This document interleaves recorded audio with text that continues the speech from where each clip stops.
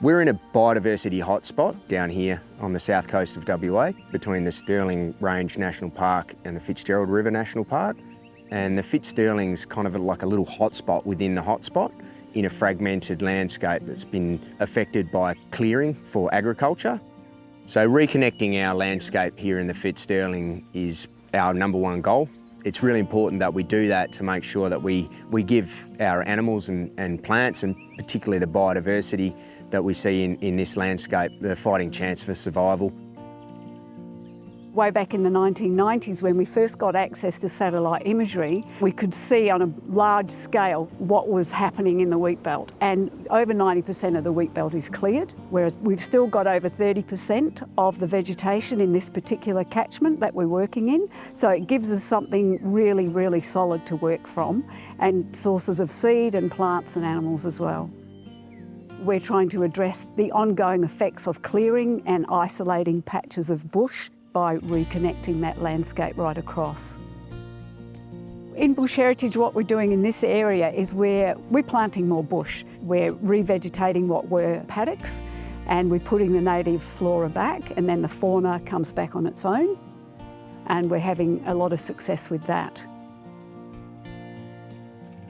It's very heartening to know that if you build it, they will come. That idea that by restoring native vegetation, it's providing a real strong habitat for those animals to return. Bird species like the Carnaby's black cockatoo, the western whitbird, they're all species that we'd like to provide them with further protection. And the hope is that over the years, native fauna will increase.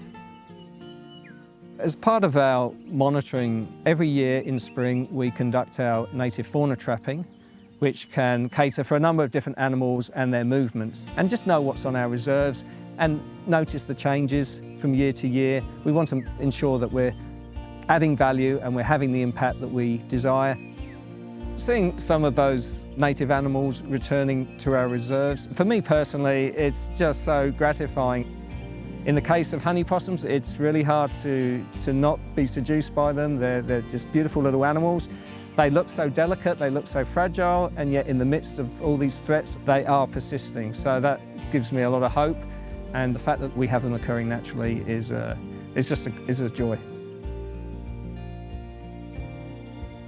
I just think, you know, with something so small and precious like these little pygmy possums and honey possums, you know, it'd be a real tragedy to see those perish without us doing anything about that.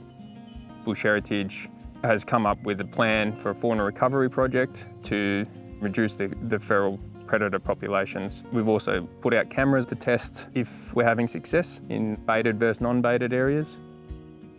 The pygmy possums are coming back into the re-veg, malleefowl coming back into the re-veg, the Tamar wallabies as well, seeing them still around. That to me shows that by removing these feral predators, we're really giving these guys a bit of a shot to survive in these remnant pockets of bush. Throughout the years, we've lost so many species through human impact.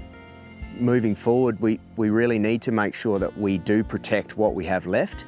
Now is the time, and there's some urgency here, that we all band together and work to protect these species, these habitats, these landscapes for future generations. And I don't want to see this here in 2 or 3 generations. I'd love for people to be able to experience this amazing place for millennia to come.